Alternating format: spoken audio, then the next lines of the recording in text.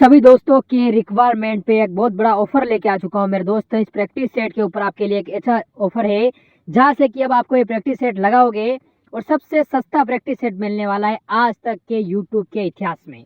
दोस्त, जो ऐसे जीडी के हमारे 15 प्रैक्टिस सेट की मैं सीरीज लेकर आया हूँ, उसके अंदर मैंने आपको कहा था मेरे भाई, इन 15 प्रैक्टिस सेट जो आपके सामने हैं हमारे YouTube channel all exam class के ऊपर, जिससे आप कैसे प्राप्त कर सकते हो। तो ये व्हाट्सअप नंबर आपके सामने दिए हैं, इस पर मैसेज कीजिए। और ये प्रैक्टिस सेट जो आपको 300 रुपये मिलते हैं, उनकी मैंने प्राइस रखी थी गुण 50 रुपये। अब इनसे भी माइनस करके मेरे दोस्त मैंने कर दिया है 30 रुपये, मात्र 30 रुपये अंतिम दिनों में इस प्रैक्टिस सेट को आपको लगाने के लिए। गुण 50 से भी माइनस करके, क्योंकि बहुत सारे बच्चों का कमेंट आ रहा है सर हम इतना पैसा पे नहीं कर पा रहे हैं, पास पैसे नहीं है, तो उसके लिए मैंने मात्र 30 रुपये कर दिए हैं। और 15 प्रैक्टिस सेट मिल रहे हैं, 2 रुपये में एक प्रैक्टिस सेट जरूर लगाना चाहिए अगर सिलेक्शन चाहिए, क्योंकि 70% कोर्स इस प्रैक्टिस सेट से ही मिलने वाला है आपको। तो देखते हैं कितने बच्चे लगाते हैं, बढ़ते हैं ट्यूशन की ओर मेरे भाई। अगला देखो क्या है, त्रुटि वाला भाग आपको चुनना है कि मेरे लिए 1 गिलास दूध पर्याप्त है। मेरे लिए 1 गिलास दूध पर्याप्त है, यहाँ पे आपको बताना है कि किस भाग में जो है वो आपका त्रुटि दे रखा है। ठीक है, बहुत आसान है। देखो, अगर आप इस पूरे के पूरे वाक्य को पढ़ोगे और हिंदी बहुत ही ज्यादा कमजोर है तो आपको यहाँ पर ये पता चलेगा, ये जो पर्याप्त लिखा हुआ है ना, ये गलत तरीके से लिखा हुआ है। पर्याप्त की जो आपकी लिखने का तरीका या फिर पर्याप्त को जो जिस तरीके से लिखा जाता है वो आपका क्या हो जाता है, पर्याप्त हो जाता है। ठीक है, इस तरीके से जो है वो आपका यहाँ पर क्या लिखा जाता है, पर्याप्त लिखा जाता है ना। बोलेंगे सर बिल्कुल ठीक है, तो सी वाले में हमारा त्रुटि हो जाएगा। प्रेम करना तलवार की नोक पर चलना है, यहाँ पे कोई त्रुटि नहीं है। या फिर बी वाले में त्रुटि है, या फिर सी वाले में त्रुटि है, या फिर आपके डी वाले में त्रुटि है। ठीक है ना, तो यहाँ पे बताओ कि हमारा सही उत्तर क्या हो जाएगा। ठीक है ना, देखो तलवार की नोक पर कभी कोई चल सकता है, एक तलवार मान लो यहाँ पे। ठीक है ना, ये क्या हो जाती है, तलवार हो जाती है। ठीक है, बोलेंगे सर बिल्कुल क्या हो जाती है, हमारी एक जो है तलवार हो जाती है।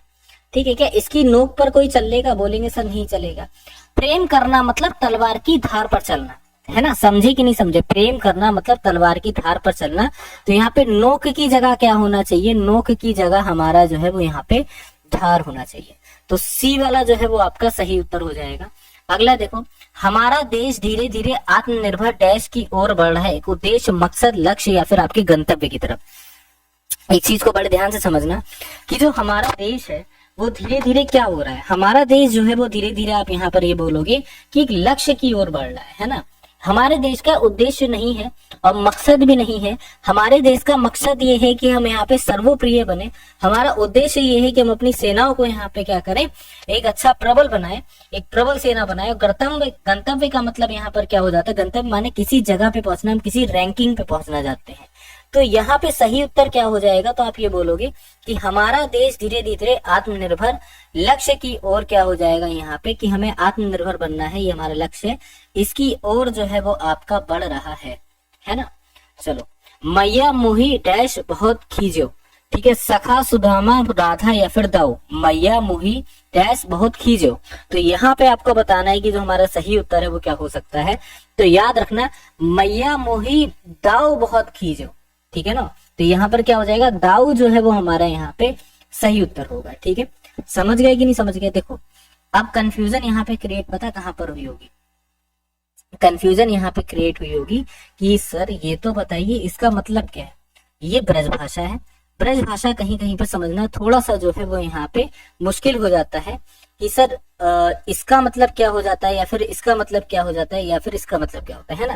देखो, खींचो का मतलब होता है कि परेशान कर रहे हैं। मैया मेरी क्या, उनको उनके सखे पर, जो सखा है मतलब जो उनके मित्र है, वो परेशान करेंगे, नहीं करेंगे ना। ठीक है, नहीं करेंगे। असल में क्या होता है कि ये इसके बारे में अगर हम लोग बात करेंगे तो जो सूरदास थे हमारे, तो सूर दोहावली है। ठीक है ना, पहली चीज क्या हो जाती है यहाँ पे, सूर दोहावली हो जाती है। पहली बात तो आप ये याद रखोगे। दूसरी चीज आप यहाँ पर क्या याद रखना, इसकी जो रचनाकार है वो आबिद रिजवी है। ठीक है, आपको यहाँ पर ये भी बता देते हैं कि इसके जो रचनाकार हैं वो कौन हो जाते हैं, आबिद रिजवी हो जाते हैं। ठीक है, इनके द्वारा इसकी जो है रचना करी गई है क्या, कि मैया मोरी, ठीक है ना, मैया मोही, ठीक है ना, दाहो बहुत खींचो। खींचो माने होता है परेशान करते हैं। ठीक है ना, क्या हो जाते हैं यहाँ पे, खींचो का मतलब होता है कि बहुत ज्यादा परेशान करते हैं दाऊ मुझे। और दाऊ तो पता ही है कौन थे, बल दाऊ, है ना, सभी को पता होगा कि बलदाऊ हो जाते हैं, श्री कृष्ण जी के बड़े भाई हो जाते हैं, है ना। चलिए अगला देखते हैं क्वेश्चन हमारे सामने क्या दे रखा है।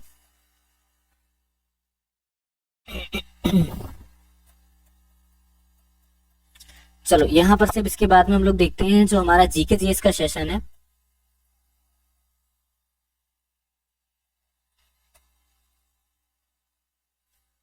भारत में पहली बार किस गवर्नर जनरल में तार और रेल सेवा आरंभ की गई थी, आपको बताना है। कौन से ऐसे गवर्नर जनरल थे जिनके समय पे तार और आपके यहाँ पे रेल की जो सेवा है वो आपकी स्टार्ट करी जाती है, ठीक है। चलिए जल्दी से बताइए। देखो अगर यहाँ पे हम लोग बात करते हैं, लॉर्ड डलहौजी यहाँ पर क्या हो जाते हैं, जिनके समय पर आपकी जो है क्या करी गई थी, रेल की सेवा और तार की सेवा जो है वो आपकी स्टार्ट करी गई, ठीक है ना। अब कब से कब तक ये आपके गवर्नर जनरल है, ये आपको यहाँ पे याद रखना है। तो आप याद रखिएगा 1848 से लेकर ये आपके, ठीक है ना, 1856 तक क्या रहते हैं, ये आपके गवर्नर जनरल रहते हैं। पहली बात को आप यहाँ पर ये याद रखो, ठीक है। कहेंगे सर बिल्कुल क्लियर है ना। अब इनके समय को जरा भी आप यहाँ पे देखोगे, ठीक है, लॉर्ड डलहौजी को अगर थोड़ा भी आप यहाँ पे ध्यान में रखोगे तो इनके समय में एक चीज बहुत ज्यादा यहाँ पर देखने को मिलती है। पता है क्या देखने को मिलती है कि इनके समय पर क्या होता है, बेसिकली सबसे ज्यादा जो ध्यान दिया जाता है वो इनके समय पर रेलवे पर ध्यान दिया जाता है, ठीक है ना। किस पर ध्यान दिया जाता है, रेलवे पर ध्यान दिया जाता है, जिसके चलते यहाँ पे महाराष्ट्र के थाने से, ठीक है ना, ठीक है, थाने से यहाँ पर रेलवे चलती है। वो भी उस समय पर उसको क्या बोलते हैं, बॉम्बे बोलते हैं, है ना। क्या बोलते हैं, बॉम्बे बोलते हैं। ये भी क्लियर होगा सभी को कि सर बॉम्बे हो जाता है, ठीक है। अब अगर हम लोग यहाँ पे बात करते हैं तो इनके शासनकाल में सबसे पहले रेलवे लाइन जो है वो यहाँ पे बिछाई गई थी, कब आपकी, तो 1853 में आपकी बिछाई गई थी। और 1854 में आपके क्या हो जाते हैं, जो तार हो जाते हैं, तार सेवा की जो शुरुआत है वो भी यहाँ पे करी जाती है, ठीक है। तो ये दोनों बातें याद रखिएगा कि 1853 में आपकी रेलवे लाइन बिछाई गई, 1854 में आपकी तार सेवा जो है उसको आपका स्टार्ट करा गया, ठीक है। स्वामी दयानंद सरस्वती ने प्रथम आर्य समाज की स्थापना 1875 में कहाँ की थी, आपको बताना है, ठीक है ना। देखो अब होता क्या है कि स्वामी दयानंद सरस्वती जी के द्वारा इसकी जो स्थापना है वो आपकी बंबई में कर दी जाती है, ठीक है ना। स्थापना कहाँ करी जाती है, बंबई में। लेकिन अगर आपसे पूछा जाए कि भाई स्थापना तो हमको पता है कहाँ पर है, लेकिन क्वेश्चन आपसे यहाँ पर ये चेंज हो सकता है कि इसका जो मुख्यालय है, ठीक है ना, क्या हो जाता है यहाँ पे कि जो मुख्यालय हो जाता है वो मुख्यालय कहाँ पर था, तो याद रखिएगा इसका जो मुख्यालय हो जाता है वो आपका लाहौर में हो जाता है, ठीक है। कहाँ पर हो जाता है, लाहौर में हो जाता है ना। और मुख्यालय स्थापित कब करा गया था, तो ये भी आप लोग याद रखोगे कि 1870 में क्या हो जाता है, मुख्यालय जो है, ठीक है ना, वो आपका लाहौर में बनाया गया था, ठीक है। अब आर्य समाज है क्या, तो आर्य समाज को आप लोग यहाँ पर एक और बात से याद रखना है कि आर्य समाज को एक आपका शांति आंदोलन, ठीक है ना, आर्य समाज को आपका बनाया गया था शांति आंदोलन के लिए, ठीक है ना। किसके लिए, आपके एक तरीके से शांति आंदोलन के लिए जो है वो आपका यहाँ पर क्या बनाया गया था, आर्य समाज जो है वो आपका बनाया गया था, है ना। क्लियर है यहाँ तक सभी को। और इसका जो नेतृत्व भी कर रहे थे वो कौन कर रहे थे, तो सभी को पता होगा स्वामी दयानंद सरस्वती जी इसका क्या कर रहे थे, नेतृत्व जो है वो आपके कर रहे थे, है ना। क्लियर। और इन्हीं के बहुत बड़े एक शिष्य हो जाते हैं जो हमारे क्या हो जाते हैं, स्वामी विवेकानंद जी, है ना। ये भी सभी को पता होगा कि जो हमारे इनके जो सबसे बड़े शिष्य हो जाते हैं, ठीक है ना, तो स्वामी विवेकानंद जी कौन हो जाते हैं, इनके सबसे बड़े शिष्य भी हो जाते हैं। किसके सबसे बड़े शिष्य हो जाते हैं, स्वामी दयानंद सरस्वती जी के यहाँ पे सबसे बड़े शिष्य हो जाते हैं, ठीक है। रिक्टर स्केल का प्रयोग किसके मापन में किया जाता है, समुद्र की गहराई के लिए, समुद्र की दिशा के लिए, भूकंप के झटके के लिए, या फिर आपका कोई भी नहीं, ठीक है। तो यहाँ पर याद रखना है कि जो रिक्टर स्केल होता है ना, इसका जो प्रयोग होता है वो किस चीज के लिए करा जाता है, तो आप यहाँ पर याद रखोगे कि रिक्टर स्केल का जो प्रयोग है वो आपकी हमेशा एक तरीके से भूकंप का जो तीव्रता होती है, ठीक है ना। यहाँ पर ये भी याद रखना है कि जो भूकंप आता है ना, उस भूकंप की जो यहाँ पे तीव्रता होती है, उस तीव्रता को मापने के लिए यहाँ पर क्या करा जाता है, रिक्टर स्केल का प्रयोग करा जाता है, ठीक है। अब रिक्टर स्केल का प्रयोग तो भूकंप की तीव्रता को मापने के लिए करा जाता है, लेकिन रिक्टर स्केल है क्या, ये भी तो जानकारी होना आपको अति आवश्यक है। रिक्टर स्केल एक तरीके का आपका गणितीय पैमाना है, ठीक है ना। कैसा पैमाना हो जाता है ये भी यहाँ पर आप याद रखोगे कि आपका गणितीय पैमाना हो जाता है, ठीक है। बोलेंगे सर बिल्कुल ठीक है, यहाँ तक क्लियर है। अब समझो यहाँ पे ये पता चल गया कि रिक्टर स्केल की यहाँ पे प्रयोग जो है भूकंप की तीव्रता मापने के लिए करी जाती है, क्योंकि ये चीजें तो आपने न्यूज वगैरह में देखी होंगी, तो वहां से भी आपको क्लियर होगा। और ये भी पता है कि एक तरीके से हमारा क्या है, गणितीय पैमाना है। और अगर इसकी खोज के बारे में बात करते हैं, ठीक है, जब यहाँ टारगेट सिलेक्शन से पढ़ रहे हो ना, तो एक एक चीज यहाँ पर समझते हुए चलो। इसकी जो खोज करी गई किसके द्वारा करी गई है, तो भी आप याद रखोगे कि चार्ल्स, ठीक है ना, यहाँ पर याद रखना चार्ल्स रिक्टर के द्वारा यहाँ पर क्या हो जाती है, इसकी जो खोज है वो आपकी करी जाती है। किसके द्वारा यहाँ पे, तो चार्ल्स रिक्टर के द्वारा इसकी खोज करी जाती है। और अगर हम लोग यहाँ पे बात करते हैं तभी इसका नाम रिक्टर स्केल पड़ता है, लेकिन अगर हम लोग यहाँ पे बात करते हैं तो इसका पूरा नाम थोड़ा सा डिफरेंट हो जाता है, वो भी यहाँ पे लिख लीजिएगा, रिक्टर स्केल परीक्षण पैमाना, ठीक है ना। ये क्या हो जाता है, इसका यहाँ पे पूरा नाम हो जाता है कि रिक्टर स्केल परीक्षण पैमाना जो है इसको बोला जाता है। शुष्क बर्फ निम्नलिखित में से किसने तैयार की जाती है, जो शुष्क बर्फ है वो आपको बताना है कि किसमें जो है वो आपकी यहाँ पे तैयार करी जाती है, ठीक है। सीधी सी बात है, शुष्क बर्फ जो होती है वो आपके कार्बन डाइऑक्साइड का क्या हो जाती है, कार्बन डाइऑक्साइड का एक तरीके से ठोस रूप होता है, ठीक है। यहाँ पर याद रखिएगा। अगला देखिए कि भारत के संविधान का कौन सा अनुच्छेद अप्रतिष्ठा अवधारणा को समाप्त करता है और किसी भी रूप में इसके व्यवहार को निषिद्ध आपका करता है, ठीक है। ये यहाँ पे बताना है कि जो हमारा सही उत्तर है वो आपका क्या बनेगा कि भारत का संविधान जो है उसका कौन सा अनुच्छेद जो है प्रतिष्ठा और अवधारणा को समाप्त करता है और किसी भी रूप में इसके व्यवहार को निषिद्ध करता है। चलिए जल्दी से बताइए।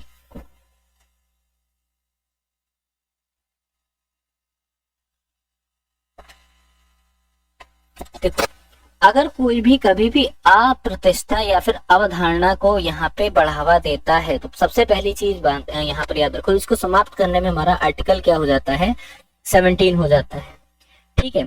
और अगर हम लोग यहाँ पे बात करते हैं तो दंडनीय एक तरीके से आपका अपराध भी है, ठीक है ना। क्या हो जाता है, ये आपका दंडनीय जो है वो एक प्रकार से आपका यहाँ पे अपराध है, ठीक है।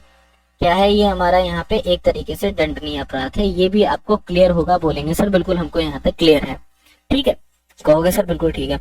अब इसके बाद समझो क्या है कि एक तरीके से ये हमारा क्या हो जाता है, मौलिक अधिकार हो जाता है, ठीक है ना। क्या हो जाता है, ये हमारा मौलिक अधिकार हो जाता है कि हमको समाज में क्या मिले, ठीक है। हमको समाज में क्या मिलना चाहिए, हमको समाज में बराबरी का दर्जा मिलना चाहिए।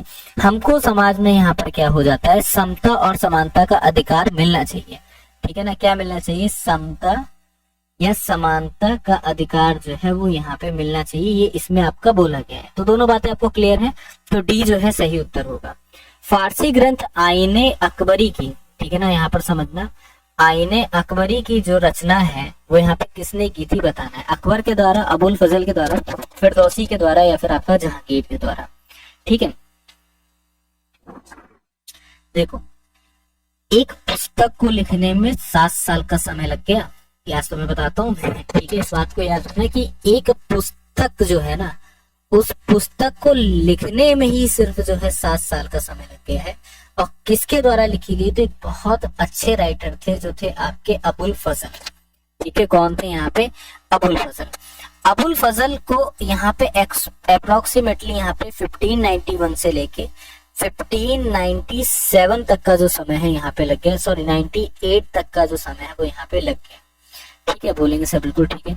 और आईने अकबरी एक है क्या, तो आईने अकबरी एक तरीके से आपकी फारसी की रचना है, ये भी आपको पता होगा, कहेंगे सर बिल्कुल ठीक बात है। और आईने अकबरी की टोटल जो है वो यहाँ पे क्या हो जाते हैं, 5 भाग हो जाते हैं, ठीक है ना। क्या हो जाते हैं यहाँ पे, 5 भाग जो है वो आपके टोटल यहाँ पर हो जाते हैं, ठीक है।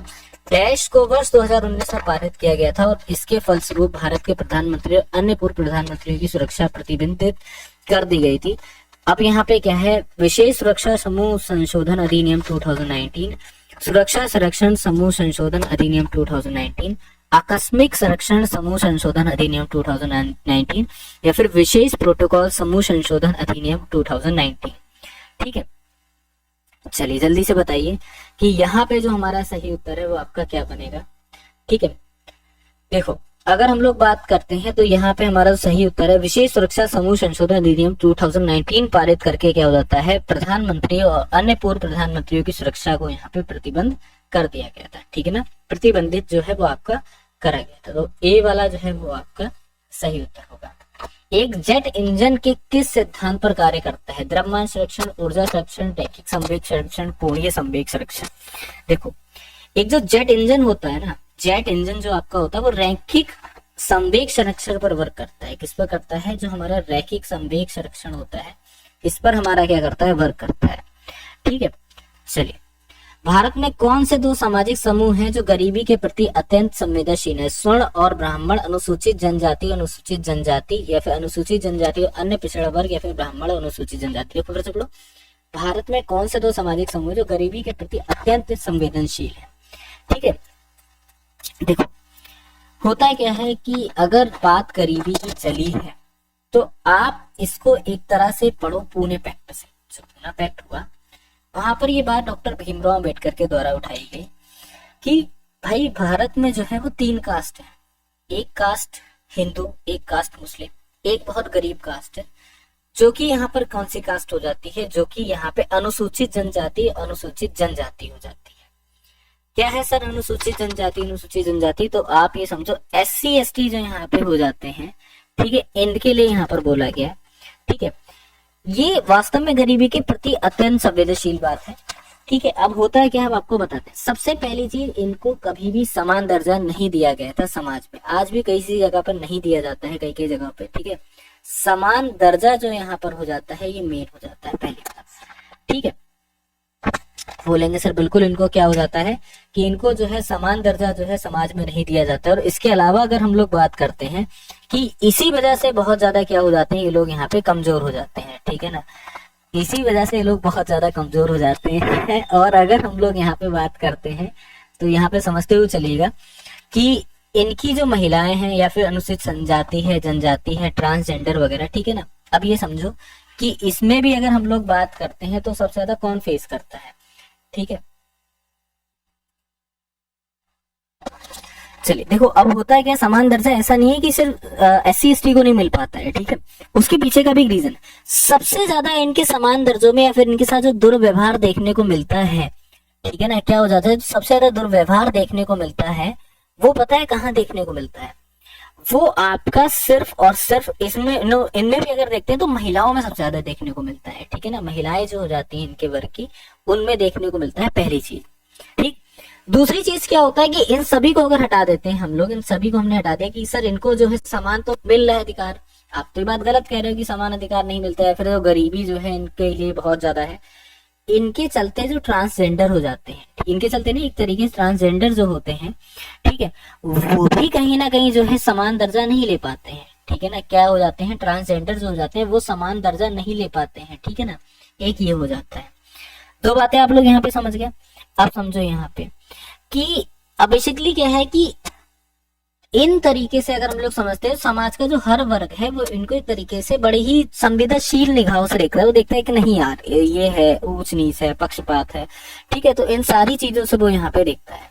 खैर, किस संविधान संशोधन के द्वारा मतदान की आयु 21 वर्ष से घटाकर 18 वर्ष की गई है, बताना है आपको। तो 61वां जो संविधान संशोधन होता है वो भी आपका कब होता है? 1989 में होता है, ठीक है ना। कब होता है? 1989 में होता है। और 21 ईयर से करके आपकी क्या कर दी गई है? 18 ईयर जो है वो आपकी घटाकर यहाँ पे कर दी गई है, ठीक है। बोलेंगे सर बिल्कुल ठीक है। अगला देखो, तो यहाँ पर याद रखना 61वां संविधान संशोधन जो कि 1989 में होता है, ठीक है। सापेक्षता के सिद्धांत के साथ ने भौतिकी के परिदृश्य को बदल दिया। इस सिद्धांत के क्वांटम यांत्रिक सिद्धांत को डिजाइन करने में प्रमुख योगदान किसने दिया, ये आपको बताना है, ठीक है। तो यहाँ पर याद रखिएगा, तो अल्बर्ट आइंस्टीन जो है वो यहाँ पर क्या हो जाएगा? सही उत्तर होगा। लोकतंत्र जनता का, जनता के लिए जनता के द्वारा शासन, यह कथन किसका है? लोकतंत्र जो है वो जनता का है, जनता के लिए जनता के द्वारा शासन है। यह कथन जो है वो आपको बताना है किसका है? रूसो का है, अब्राहम लिंकन का है, डिडरो का है, या फिर अम्बेडकर जी का है, ठीक है। चलिए अब देखो यहाँ पे बात करते हैं, तो यहाँ पर याद रखिएगा कि ये जो यहाँ पे कथन है वो यहाँ पे अब्राहम लिंकन के द्वारा बोला गया है, ठीक है ना। क्योंकि अगर अब्राहम लिंकन को अगर आप इनको थोड़ा सा भी पढ़ोगे तो उनकी सबसे ज्यादा जो गहरी रुचि जो देखने को मिलती है, पता है किसमें देखने को मिलती है? वो आपकी लोकतंत्र में ही देखने को मिलती है। इनको जब भी पढ़ोगे, इनको जब भी आप जानोगे, ठीक है ना। और वो लोकतंत्र को एक तरीके से परिभाषित करते हैं इन शब्दों में, ठीक है ना। लोकतंत्र का मतलब क्या है? लोकतंत्र का भाई सीधा सीधा मतलब है, अब कहीं पे आप ये याद रखो कि कहीं पे एक ऐसी सरकार है जहाँ पे डेमोक्रेसी है ही नहीं, ठीक है। किम जोंग उन को आप लोग याद करो जरा, कि वहां पे डेमोक्रेसी नहीं है तो वहां पे जनता का क्या है? क्या जनता के कोई अपना राइट है? कोई राइट नहीं है। अब यहाँ पे देखो क्या है कि लोकतंत्र जनता का है, डेमोक्रेसी जो है वो जनता की है और जनता के लिए है। भाई जनता चाहती है वो किसको चुने और जनता अपनी मर्जी से चुनेगी, और जनता के द्वारा ही एक तरीके का क्या है, ये शासन भी है, ठीक है। ये जो शासन है वो यहाँ पे चला तो इनडायरेक्टली रही है जनता, लेकिन हाँ अब कहीं कहीं पे क्या हो जाता है कि बहुत सी चीजें जो है वो मतलब एक तरीके से आप ये बोल सकते हो कि खराब हो रही हैं या फिर खराब चीजें कर रहे हैं, ठीक है। वो एक अपनी जगह है, लेकिन एक तरीके से लोकतंत्र को जनता का ही बोला जाता है, इसीलिए डेमोक्रेसी जो है बहुत अच्छी होती है। लेकिन जहां पे डेमोक्रेसी नहीं होती वहां का माहौल बहुत ज्यादा खराब होता है। खैर, निम्नलिखित में से किस स्थान पर उपग्रह प्रक्षेपण केंद्र अवस्थित है, ये आपको बताना है, ठीक है। चलिए, उपग्रह प्रक्षेपण जो केंद्र है वो आपको यहाँ पे बताना है कि किस जगह पर है। थुम्बा में है, श्रीहरिकोटा में है, बेंगलोर में या फिर आपके कटक में है। तो यहाँ पर याद रखना, उपग्रह का जो प्रक्षेपण केंद्र जो है वो आपका श्रीहरिकोटा में हो जाता है। कहाँ पर हो जाता है? श्रीहरिकोटा में हो जाता है। और ये कहाँ पे श्रीहरिकोटा? तो आप यहाँ पर याद रखोगे कि ये जो है वो हमारा यहाँ पे आंध्र प्रदेश में हो जाता है, ठीक है ना। कहाँ पर हो जाता है? ये हमारा यहाँ पे आंध्र प्रदेश में हो जाता है। बोलेंगे सर बिल्कुल ठीक है। और अगर हम लोग यहाँ पे बात करते हैं कि यहीं पर जो है वो आपका क्या हो जाता है? सतीश, ठीक है। ये भी आप लोग याद रखिएगा कि यहाँ पर सतीश धवन,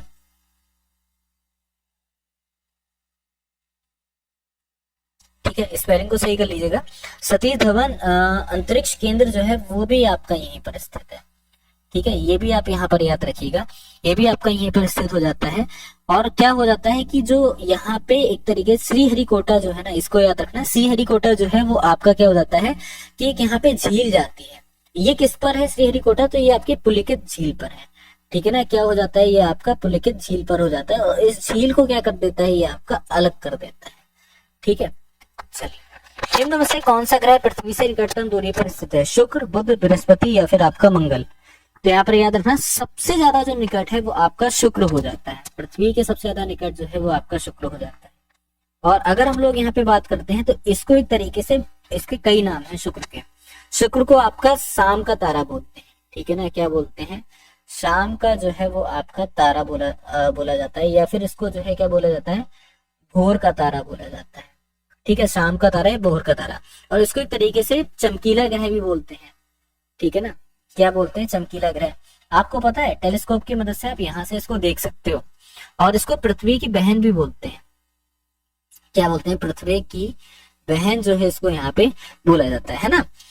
तो ये बात है, आप लोग याद रखिएगा। ये तो थोड़ा सा, अब क्या होता है कि जो आप यहाँ पे नाम देखते हो, वीनस वगैरह हो गया, ये सारी चीजें जो नाम हो गई, तो ये कुछ नाम जो अगर ग्रहों के अगर हम लोग देखेंगे तो ग्रहों के नाम बेसिकली ये जो आपकी रोमन सभ्यता है ना, उस रोमन सभ्यताओं के जो उनके देवी देवता थे उनके उस पे भी रखे गए, ठीक है। रोमन सभ्यताओं के देवी देवताओं पे जो है वो यहाँ पर नाम रखे गए। चलो अगला देखो कि टेलीफोन सेवाओं में स्टॉक ब्रोकरों, स्वास्थ्य क्लबों, ब्यूटी पार्लरों या फिर ड्राई क्लीनिंग आदि सेवाओं को कर लगने तो इन सेवाओं पर कर और सेवा कर में पेश किया गया था कब? ठीक है, तो यहाँ पर याद रखिएगा ये जो है वो आपका कब पेश करा गया था आपको बताना है। ठीक है, तो 1994 से 1905 के में जो है वो आपका पेश करा गया था। ठीक है, यहाँ पर याद रखिएगा। चलिए अगला देखिए आपका, पृथ्वी से टकराने वाला पराबैंगनी विकिरण किसके अवक्षय के कारण होता है? Carbon monoxide, carbon dioxide, ozone या फिर आपका ऑक्सीजन। देखो ओजोन से जैसे ही टकराते हैं तभी इनका क्या हो जाता है? अवक्षय हो जाता है। ठीक है ना, ओजोन का यहाँ पे रासायनिक सूत्र क्या हो जाता है? O3 हो जाता है। ठीक है, C वाला हो जाएगा। किसी कोश में भरे जा सकने वाली इलेक्ट्रॉनों की अधिकतम संख्या डैश के द्वारा निरूपित की जाती है, जहां n कोशों की संख्या है 2n2, 2n3, 3n या फिर 3n3। ठीक है, तो याद रखिएगा 2n की पावर 2 होगा। ठीक है ना। 30 अप्रैल 2024 को एशिया से गोल्डमैन एनवायरमेंटल प्राइज 2024 किसने जीता था? आलोक शुक्ला, टेरेसा विसेनेट या फिर आपका मार्शल गोम्स या फिर आपका एड्रिया विडोर। तो यहाँ पे बताना है 30 अप्रैल 2024 का एशिया गोल्डमैन जो आपका इन्वायरमेंटल प्राइज है वो आपका किसके द्वारा यहाँ पर जीता गया था। अगर हम लोग यहाँ पे बात करते हैं तो ये जो आपका प्राइस है वो आपका बेसिकली 2024 में जीता गया, सभी को क्लियर है। और किसके द्वारा यहाँ पर जीता गया है, तो एक तरीके से एक अभियान था जो कि छत्तीसगढ़ में चलाया गया था। और छत्तीसगढ़ में भी क्या चलाया गया था, तो छत्तीसगढ़ बचाओ अभियान भी इसको बोलते हैं, है ना, छत्तीसगढ़ बचाओ अभियान भी इसको बोला जाता है। और अगर इसको थोड़ा सा भी डिटेल से आप जानोगे तो आपको ये पता चलेगा कि ये जो पूरा का पूरा एक तरीके से जो चला गया था वो वहां के वनों के लिए चलाया गया था। और आलोक शुक्ला के द्वारा यहाँ पर ये जो है प्राइज जो है वो जीता गया था। ठीक है, चलिए, उनको एक तरीके से इनको ग्रीन नोबेल पुरस्कार जो इनको दिया गया था उसको ग्रीन नोबेल पुरस्कार भी बोला जाता है ना। संविधान का संरक्षक जो है किसे माना जाता है, उच्च न्यायालय, उच्चतम न्यायालय, संसद या फिर आपका मंत्रिपरिषद। तो संविधान का जो संरक्षक है वो आपका उच्चतम न्यायालय को बोला जाता है। ठीक है ना, यहाँ पर क्या हो जाएगा, बी वाला ऑप्शन जो है वो आपका करेक्ट होगा, उच्चतम न्यायालय को बोला जाता है। और उच्चतम न्यायालय का अगर हम लोग यहाँ पे बात करते हैं तो इसका जो गठन होता है वो आपके आर्टिकल 124 में दिया गया है। इसका जो गठन है वो आपका किसमें दिया गया है, तो आर्टिकल आपके 124 में जो है वो आपका दिया गया है। ठीक है, चलिए, निम्नलिखित में से किस जोखिम का संबंध हरित क्रांति से, खाद्यान्न उत्पादन में वृद्धि, किसानों की आय में वृद्धि, छोटे और बड़े किसानों के बीच बढ़ती असमानता या खाद्यान्नों की उत्पादकता में वृद्धि। तो होता क्या है कि निम्नलिखित में से किस जोखिम का संबंध हरित क्रांति से है। तो हरित क्रांति के अगर संबंध की हम लोग बात करते हैं, छोटे बड़े किसान, हरित क्रांति का मतलब मेन जो यहाँ पे हो जाता है किसानों के लिए हो जाता है। अब चाहे वह किसान यहाँ पे बड़ा हो, फिर चाहे वह किसान छोटा हो, बेनिफिशियल ये सभी के लिए है। तो आप क्या याद करोगे, छोटे बड़े किसानों के लिए बीच में बढ़ती असमानता जो है इसको यहाँ पे खत्म कर देना। ये यहाँ पे आपका करेक्ट ऑप्शन आंसर हो जाएगा। जोखिम का अर्थ यहाँ पर ये है। ठीक है, चलिए रीजनिंग के सेशन पे आ जाते हैं, रीजनिंग के क्वेश्चंस देखते हैं। सभी दोस्तों के रिक्वायरमेंट पे एक बहुत बड़ा ऑफर लेके आ चुका हूँ मेरे दोस्त। इस प्रैक्टिस सेट के ऊपर आपके लिए एक ऐसा ऑफर है जहाँ से कि अब आपको ये प्रैक्टिस सेट लगाओगे और सबसे सस्ता प्रैक्टिस सेट मिलने वाला है आज तक के यूट्यूब के इतिहास में।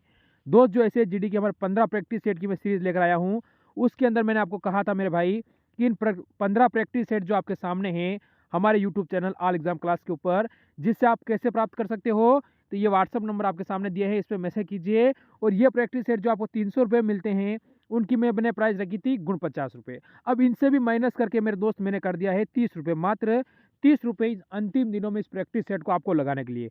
गुण 50 से भी माइनस करके, क्योंकि बहुत सारे बच्चों का कमेंट आ रहा है सर हम इतना पैसा पे नहीं कर पा रहे हैं, हमारे पास पैसे नहीं हैं, तो उसके लिए मैंने मात्र 30 रुपये कर दिए हैं। और 15 प्रैक्टिस सेट मिल रहे हैं, यानी 2 रुपये में एक प्रैक्टिस सेट जरूर लगाना चाहिए अगर सिलेक्शन चाहिए, क्योंकि 70% कोर्स इस प्रैक्टिस सेट से ही मिलने वाला है आपको। तो देखते हैं कितने बच्चे लगाते हैं, बढ़ते हैं क्वेश्चन की ओर मेरे भाई।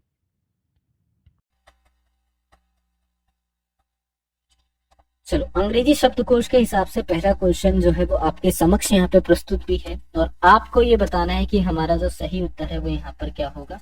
ठीक है, पहला क्वेश्चन आपके सामने है कि भाई यहाँ पर ये बताइए कि अगर इसमें हम लोग देखते हैं तो हमारा जो सही उत्तर है वो आपका क्या बनेगा। ठीक है, पॉइंटेड, पोलेन, पॉपुलेट, पॉपुलर या फिर आपका पोडियम। ठीक है, चलो जल्दी से बताओ। देखो इजी बहुत है क्वेश्चंस, ये वाले क्वेश्चंस बहुत ज्यादा इजी होते हैं, लिटरली बता रहा हूँ, इससे ज्यादा इजी क्वेश्चंस आपने कहीं पे देखे ही नहीं होगा। बहुत फन वाले भी होते हैं, इनको सॉल्व करोगे तो बहुत फनी क्वेश्चन लगेंगे। एक चीज देखो, पी ओ सभी में है ना, बोलेंगे सर पी ओ तो हमारा सब में दे रखा है, यहाँ पर भी है, यहाँ पर भी है, यहाँ पर भी है, यहाँ पर भी है, यहाँ पर भी है। एक जगह आई है, एक जगह एल है, एक जगह पी है, फिर आपका डी है। ठीक है, तो मतलब ये है कि डी हमारा पहले आ रहा है तो फिफ्थ वाला तो पहले हो जाएगा। चलो इसको लिख देते हैं कि पोडियम जो है वो हमारे यहाँ पे पहले हो गया, तो फिफ्थ वाला तो हमने यहाँ पर लिख दिया। अब देखो, अब ये तो इसको कट कर दो कि भाई ये हमारा हो चुका है। अब इसमें देखो पी पी आई आई, तो अब जरा एबीसीडी काउंट करना, तो आई तो आपका पहले आता है, तो मतलब पॉइंटेड या पोलेन में से पहले होगा, तो एन आपका पहले आता है ना।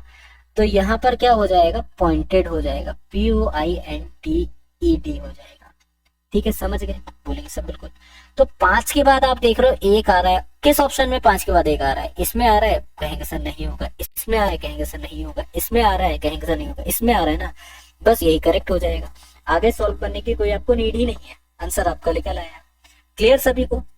बाकी याद रखा करो, ये चीजें कोई इतनी मुश्किल नहीं होती है, आपको पूरा सॉल्व ही नहीं करना, आपने 2 देखे टिक मारा आगे बढ़ते, ठीक है ना।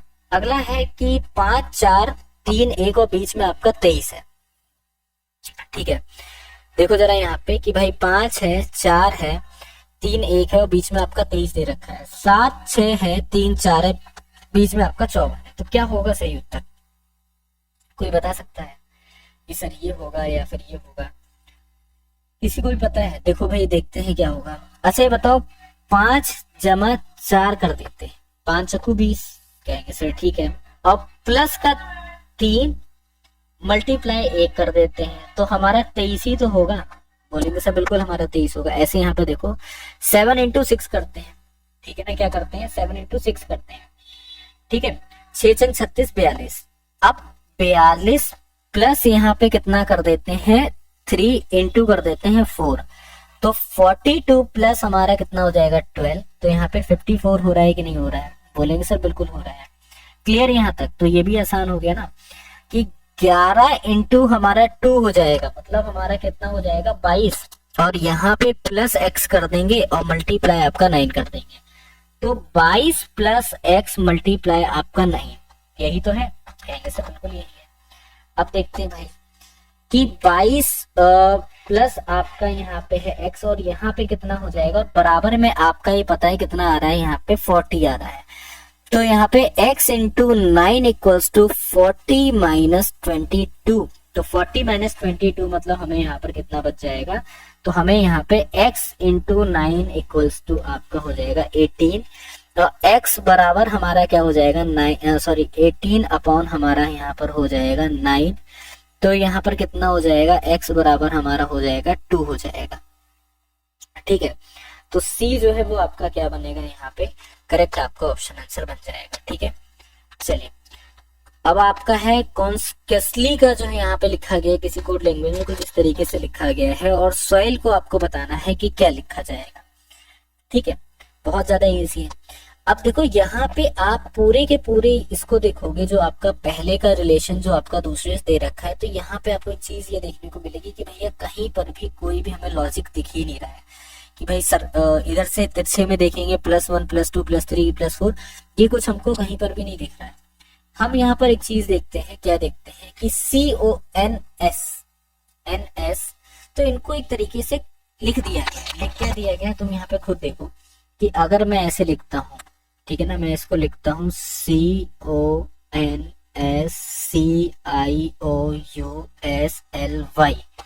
ठीक, इसको P लिख दिया, इसको E लिख दिया, इसको B लिख दिया, इसको N लिख दिया, इसको P लिख दिया, इसको J लिख दिया, इसको E लिख दिया, इसको X लिख दिया, इसको N लिख दिया, इसको K लिख दिया, इसको M लिख दिया, ठीक। अब यहाँ पे सॉइल का आपको बताना है, सीधा सीधा इन्होंने C को P बोला है ना, C को P यहाँ पर भी तो बोला है, तो S को इन्होंने क्या बोला है, N बोला है, चलो भाई ठीक है। O को इन्होंने क्या बोला है, O को इन्होंने E बोल दिया है, चलो भाई ठीक है। NE से मतलब हमारे 2 ये स्टार्ट है, फिर इन्होंने I को क्या बोला, I को J बोल दिया, NEJ मतलब हमारा B वाला ऑप्शन है, बाकी क्वेश्चन ही खत्म, ठीक है। एफिशिएंट को आपको बताना है कि एफिशिएंट जो है वो यहाँ पे एफिशिएंट का यूज करके क्या जो है अक्षर वो आपका नहीं बनाया जा सकता है। पहला वाला इफेस नहीं बनाया जा सकता है, फेंट नहीं बनाया जा सकता है, फेंस नहीं बनाया जा सकता है, या फिर आपका नाइस नहीं बनाया जा सकता है, ठीक है। एफिशिएंट का आपको प्रयोग करके यहाँ बताना कौन सा अक्षर जो है वो नहीं बना सकते भाई। एफिशिएंस में एफेस जो है नहीं बना सकते। एफिशिएंट में अगर आप देखोगे तो आपको कहीं पर ए नहीं दिख रहा है, और एफएस में आपको ए दिख रहा है, बस बात खत्म, ठीक है। अब देखो यहाँ पे कोड लैंग्वेज आपको बतानी है क्या है, ठीक है। 57 28 29 68 क्वेश्चन मार्क 33 72 37 35 क्वेश्चन मार्क के प्लेस बताओ कि हमारा जो सही उत्तर है वो आपका क्या होगा, ठीक है ना। चलिए जल्दी से बताइए क्या लग रहा है, बहुत ज्यादा इजी है कि 28 और 29 को जोड़ा तो कितना हुआ 57, 35 और यहाँ पे 72 को जोड़ा, 35 और 37 को जोड़ा हुआ 72।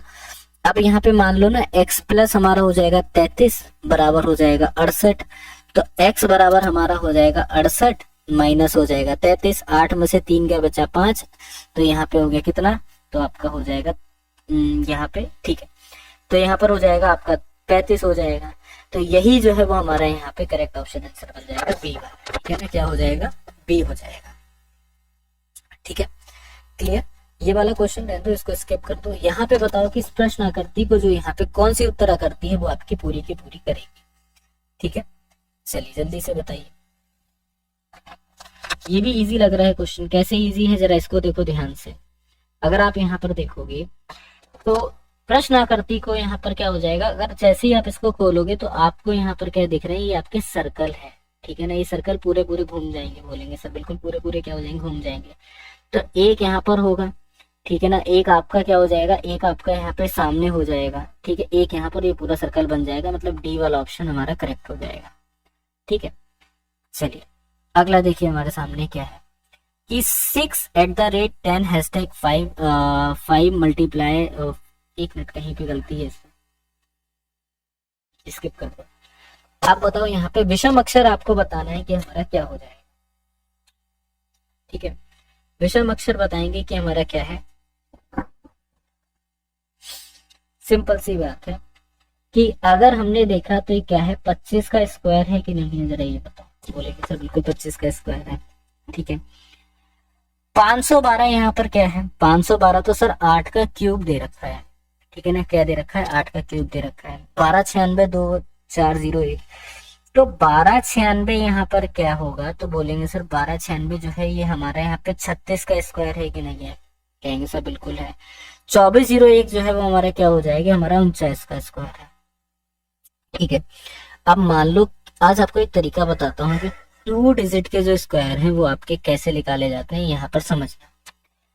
हमें पता है 36 का स्क्वायर है, लेकिन 36 का स्क्वायर कैसे निकालेंगे, कुछ बच्चे होंगे वो यहाँ पे मल्टीप्लाई करेंगे। ठीक है ना, क्या करेंगे, कुछ बच्चे जो है वो यहाँ पे मल्टीप्लाई करने बैठ जाएंगे, भाई 36 की 36 से गुणा कर देते हैं और आंसर हम लोग निकाल लेते हैं। लेकिन सबसे बड़ी बेवकूफी है कि अगर कॉम्पिटेटिव एग्जाम की तैयारी कर रहे हो तो वहां पे अगर आप गुणा भाग कर रहे हो ना, तो पूरी याद रखना कुछ नहीं होने वाला है, सिर्फ अपना ही टाइम वेस्ट करोगे और कुछ नहीं करोगे। ठीक है, क्या करोगे आप यहाँ पे, सिर्फ अपना ही टाइम वेस्ट करोगे और आप यहाँ पे कुछ नहीं करोगे। रियलिटी बता रहा हूँ। अब देखो क्यों ये बात बोल रहा हूँ, ठीक है ना, और क्यों यहाँ पे कह रहा हूँ इस बात को, ये समझो। इसके पीछे का रीजन यहाँ पर यह है कि अगर 36 का स्क्वायर आपसे बोल देंगे, ये तो आप बहुत नॉर्मल है, आप निकाल दोगे मल्टीप्लाई करके भी। और अगर आपसे बोल दिया गया है कि भाई 93 का स्क्वायर क्या है, ठीक है, बहुत आसान है। 9 का स्क्वायर कितना होता है, बोलेंगे सर 9 का स्क्वायर 81 होता है। 3 का स्क्वायर क्या होता है, 3 का स्क्वायर 9 होता है। सिंगल डिजिट को 0 के साथ में लिखना, 1 2 3 4 5 6 7 8 9, इनको 0 के साथ में लिखना। ठीक है, अब इसको देखो 9 × 3 × 2, ठीक है, 9 3 27, समझ गए, बोलेंगे सर बिल्कुल समझ गया। 27 दूनी आपको बताना है कितना हो जाएगा, तो कहेंगे सर ये भी आसान है, भाई 9 3 27 हो गया, और 27 दूनी हमारा कितना होता है, तो कहेंगे सर 27 दूनी हमारा 54 होता है कि नहीं होता है, बोलेंगे सर बिल्कुल 54 होता है। अब देखो इसको हमेशा खाली लिखना, यहाँ पे लिख दो 54, अब जोड़ दो 9 4 6 8 8 6 4 9, मतलब अगर हम लोग यहाँ पे 93 का स्क्वायर करते हैं तो 8 6 4 9 जो है वो हमारा इसका स्क्वायर आ जाएगा। और एक बहुत आसान सी ट्रिक है यहाँ पे स्क्वायर को निकालना, 2 डिजिट के स्क्वायर। ठीक है, अगला देखो, डेट को किसी कोड लैंग्वेज में क्या लिखते हैं, रुक जाना, ठीक है, हाँ लास्ट है पर डेट को किसी कोड लैंग्वेज में WZW लिखा है, तो FGCF को आपको बताना है क्या होगा। ठीक है, इजी, बहुत इजी, WZW लिखा है, ठीक है ना। डेट को इन्होंने क्या लिख दिया है, डेट को इन्होंने यहाँ पे WVZW लिख दिया है। डी का विपरीत है W, ई का विपरीत है, ए का विपरीत है, डी का विपरीत है, तो ये सेम ए भी आपका है। तो एफ का विपरीत क्या होगा, यू, जी का विपरीत क्या होगा, टी, तो मतलब हमारा ए वाला ऑप्शन है, यही हमारा करेक्ट है। ठीक है,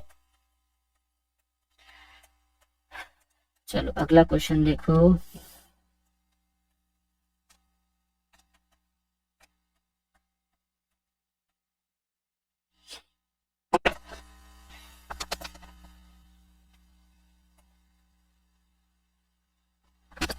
चलिए क्वेश्चन आपके सामने है, क्वेश्चन कुछ इस तरीके से दिया गया है आपके सामने।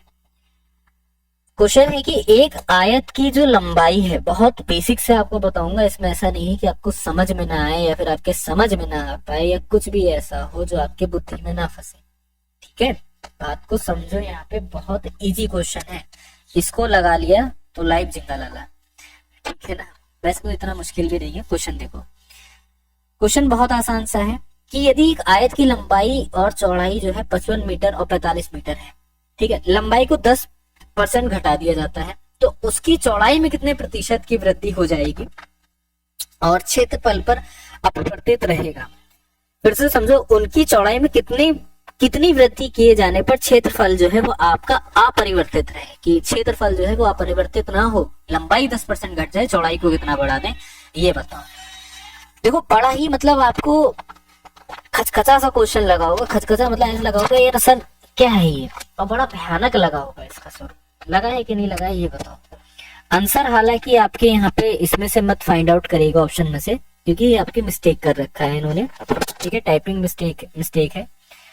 एक बात को समझो, आपके सामने कभी ये क्वेश्चन आता है कि कितने प्रतिशत की वृद्धि हुई, मैं बहुत बेसिक सी बात बता रहा हूँ, कोई भी क्वेश्चन आ जाए एग्जाम के अंदर, कैसा भी क्वेश्चन आ जाए, कितने प्रतिशत की वृद्धि हुई आपसे पूछा गया, कितने प्रतिशत की कमी हुई आपसे पूछा गया। इन दोनों तरह के क्वेश्चंस का सिर्फ एक फॉर्मूला है बस, और कोई दूसरा फॉर्मूला है ही नहीं। क्या समझे बेटा, इस तरह के क्वेश्चंस का सिर्फ एक फॉर्मूला है और दूसरा कोई फॉर्मूला है ही नहीं। कहोगे सर क्या, कभी भी चौड़ाई में वृद्धि हो, लंबाई में वृद्धि हो, लंबाई में कमी हो, लंबाई में घटा हो या बड़ा हो, तो इसका फॉर्मूला पता है क्या कहता है, इसका फॉर्मूला सिर्फ इतना सा कहता है कि जब भी बात हमारे सामने प्रतिशत वृद्धि की आएगी, ठीक है ना, क्या हो जाएगा, प्रतिशत वृद्धि की जब भी बात आएगी तो सॉल्यूशन जो है वो आपका इस तरह से यहाँ पर हो जाएगा, बस आपकी बात जो है खत्म। ठीक, कहेंगे सर बिल्कुल समझ गया। अब जब समझ गया तो जरा यहाँ पर देखो कि भाई जो आर है ना, आर, ठीक है ना, आर मतलब आपका यहाँ पे घटाया गया है। अब यहाँ पे अगर बढ़ाने की बात करना होता तो यहाँ पे आर में जोड़ देते, ठीक है ना, यहाँ पे प्लस कर देते। अब घटाने की बात कर रहे हैं तो माइनस करा, याद रखना घटाने में ये वाला फॉर्मूला यूज होगा, और अगर वृद्धि यहाँ पे बढ़ाने की बात करता तो यहाँ पर क्या हो जाएगा, प्लस यूज हो जाएगा बस। आर हमारा 10 है, घटे में 100 माइनस कितना हो जाएगा, हमारा यहाँ पे 10 हो जाएगा, इंटू हमारा यहाँ पर हो जाएगा 100 हो जाएगा। ठीक, कहोगे सर बिल्कुल ठीक।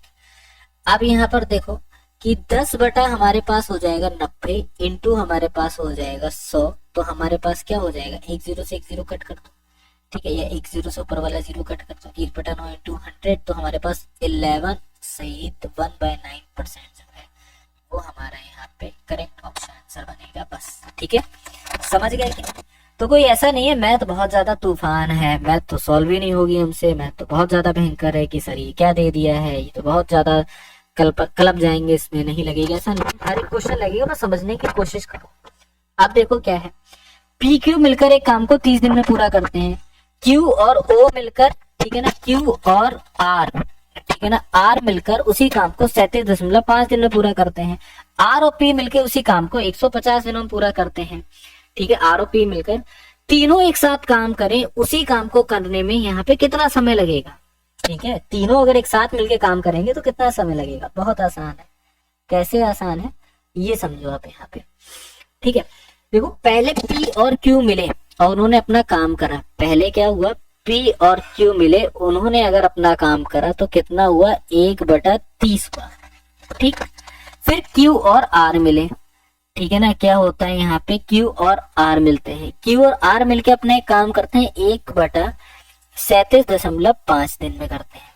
ठीक है ना, P और R उसी काम को करते हैं, P और R उसी काम को करते हैं, तो 1/150 आपका हो जाता है। जब तीनों मिलकर उसी काम को करेंगे क्या हो जाएगा, तीनों के तीनों मिलकर उसी काम को करेंगे तो क्या हो जाएगा, तो बोलेंगे सर 1/2, ठीक है, ब्रैकेट में 1/30 प्लस हमारा 1/37.5, ठीक है, प्लस हमारा यहाँ पे 1/50। अब यहाँ पे हमें देखना है सही उत्तर क्या होगा, 150 हमारा एलसीएम, बोलेंगे सर बिल्कुल हमारा क्या हो जाएगा, एलसीएम जो है वो 150 हो जाएगा।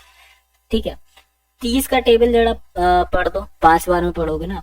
अब यहाँ पे 37 4 बार में पढ़ोगे ना, 37.4 5, ठीक है, तो यहाँ पे 1 बार में पढ़ोगे तो कितना हो जाएगा, तो बोलेंगे सर 1/2, ठीक है, 10/150, तो मतलब हमारा कट हो गया और यहाँ पे कितना रह जाएगा, 2 से कट हो जाएगा, तो मतलब मल्टीप्लाई हो जाएगा 1/2 इंटू आपका 1/15, तो 1/30 जो है वो हमारा यहाँ पर क्या हो जाएगा, करेक्ट, मतलब 30 दिन में वो जो है तीनों के तीनों मिलकर अपना काम जो है यहाँ पे कंप्लीट कर लेंगे। क्लियर? ठीक है, कोई मुश्किल सवाल नहीं है कि ऐसा नहीं है कि आपसे ना क्लियर हो, बहुत ज्यादा आसान सवाल है। ठीक है, यहाँ तक समझ जाना। क्वेश्चंस कोई भी आपके मुश्किल नहीं, कोई भी आपके डिफिकल्ट है ही नहीं कि आपसे सॉल्व ना। चलिए अगला क्वेश्चन देखते हैं हम लोग। चलिए अगला क्वेश्चन देखते हैं। अगला क्वेश्चन क्या है, एक काम करना, आपको काफी इजी क्वेश्चन ही लगवाता हूँ मैं, जिससे आपको क्लियर होता हुआ चला जाएगी, हाँ सर इसका ये आंसर होगा वो होगा। ठीक है, ज्यादा डिफिकल्ट लगवाता नहीं हूँ। खैर कोई बात नहीं, डिफिकल्ट भी लगाना पड़ेगा। एक कॉलेज में लड़कों के 1/5 भाग, लड़कियों के 1/8 भाग में किसी में हिस्सा लिया। ठीक है, एक कॉलेज है, उसमें एक कंपटीशन हो रहा है, उसमें से 1/5 भाग जो है वो किसका है, यहाँ पे लड़कों का है। समझ लो यहाँ पे बात को। कहेंगे सर बिल्कुल ठीक है। और 1/8 भाग जो है वो यहाँ पर किसका है, वो यहाँ पे आप लड़कियों का हो जाता है। इन लोगों ने क्या करा, भाग लिया। ठीक है ना, यदि कॉलेज में टोटल विद्यार्थी समझो, टोटल विद्यार्थी 420 है, बहुत अच्छा है, 420 जो है टोटल विद्यार्थी है। ठीक है ना, टोटल आपका नंबर है यहाँ पे। ठीक है, और लड़के लड़कियों का जो रेशियो है, लड़के का बॉयज का और जो गर्ल्स का जो रेशियो है वो यहाँ पे कितना है, 5/2 है। तो कुल कितने विद्यार्थियों ने कैंप में हिस्सा लिया। टोटल नंबर अगर हम लोग यहाँ पे देखते हैं कितने विद्यार्थियों ने, तो यहाँ पे अगर पहले लड़कों का हम लोग रेशियो निकालेंगे, क्या करेंगे, पहले लड़कों का अगर रेशियो निकालेंगे तो कितना लिख लेगा, total of number boys and girls क्या है 7, और लड़कों का रेशियो था यहाँ पे 5। ठीक है, इंटू कितना हो जाएगा, 420 हो जाएगा। तो यहाँ पे कितना बचेगा, तो आप ये बोलोगे कि सर 300 जो है टोटल यहाँ पे बॉयज हो जाएंगे, बचे हुए क्या हो जाएंगे 120 यहाँ पे लड़कियां हो जाएंगे। निकालने की जरूरत ही नहीं है, 300 अगर लड़के हो गए तो बचे हुए लड़के हो गए। कैंप में भाग लेने वालों की संख्या आपको देखनी है। 1/5 लड़कों ने भाग लिया था, बोलेंगे सर बिल्कुल, तो 300 इंटू कितना हो जाएगा, 1/5 हो जाएगा, मतलब हमारे प्लस यहाँ पर प्लस कर दो। ठीक है, 1/8 या फिर 120 यहाँ पे कर दो, इसमें से लड़कियां है ना, तो लड़कियों का 120 था इंटू आपका 1/8, तो 60 + 15 मतलब हमारे 75 जो है यहाँ पे लड़कियों ने क्या करा है, भाग लिया है बस। ठीक है ना, क्या हो जाएगा, 75 लड़कियों ने यहाँ पर क्या करा है, भाग लिया है। चलिए, तो विद्यार्थियों में टोटल आपके लड़के लड़कियों ने 75 लड़के लड़कियों ने आपका भाग लिया है। अगला देखो, 10 वर्ष पहले ए की आयु बी की आयु की 6 गुना थी। ठीक है ना, 6 गुना थी, और यदि उनकी वर्तमान आयु का अनुपात 4 बने तो ए की आयु 4 वर्ष बाद आपको बताना है क्या होगी, ये बताइए। चलिए जल्दी से बताइए। देखो 10 वर्ष पहले बी की आयु, देखो 10 वर्ष पहले ए की आयु बी की आयु की, 10 वर्ष पहले ए की आयु बी की आयु की 6 गुना थी। तो 10 वर्ष पहले अगर हम लोग यहाँ पे बात करते हैं तो ए की आयु क्या रही होगी, कि ए की जो यहाँ पे आयु है वो क्या रही होगी, वो यहाँ पे रही होगी 6x रही होगी। ठीक है, अब बी की आयु 10 वर्ष पहले क्या रही होगी, बी की आयु हमने x यहाँ पे मान ली। उनका रेशियो कितना है, उनका रेशियो 4:1 दे रखा है। ठीक है, तो आप देखो जरा, 10 वर्ष पहले मतलब अगर वर्तमान आयु, तो मतलब तो आपका 10 जुड़ जाएगा ना, कहेंगे सर बिल्कुल, तो x प्लस कितना हो जाएगा, 10 हो जाएगा, और यहाँ पे कितना हो जाएगा, 4 आपका 1 हो जाएगा। क्रॉस मल्टीप्लाई करेंगे ना, 6x प्लस आपका 10 इक्वल्स टू 4x प्लस आपका हो जाएगा 40, तो यहाँ पे कितना मिल जाएगा, 2x इक्वल्स टू आपका हो जाएगा 30 और x इक्वल्स टू आपका हो जाएगा 15। ठीक है, चलिए 15 हो गया ना। अब आपसे क्या पूछ रहे हैं कि ए की आयु 4 वर्ष बाद कितनी होगी। भाई ए की जो आयु है 4 वर्ष बाद कितनी होगी, प्रेजेंट में अगर उसकी एज देखते हैं तो कितनी है, 6x + 10 है। 10 वर्ष पहले 6x थी, तो प्रेजेंट में तो +10 होगा ना, तो 6x + 10। ठीक है ना, और यहाँ पे कितना हो जाएगा, प्लस आपका 4, तो कितना निकल आएगा, x की जगह पे वैल्यू रखेंगे। ठीक है ना, 15 इंटू हमारा हो जाएगा x। ठीक है, तो हमारे पास यहाँ पे कितना बचेगा, अब प्लस आपका हो जाएगा 10 और उसमें प्लस हो जाएगा 4, तो यहाँ पे आपका कितना हो जाएगा, 6 है ना। हाँ ठीक है, तो 15 तीन पता ले, 6 90 + 10, तो हमारे पास यहाँ पे 1 मिनट रुक जाना। हाँ तो अभी जो है वो कितने साल का, 104 वर्ष का है। ठीक है ना, कितना हो जाता है, 104 वर्ष जो है वो हमारा यहाँ पर क्या हो जाएगा इसका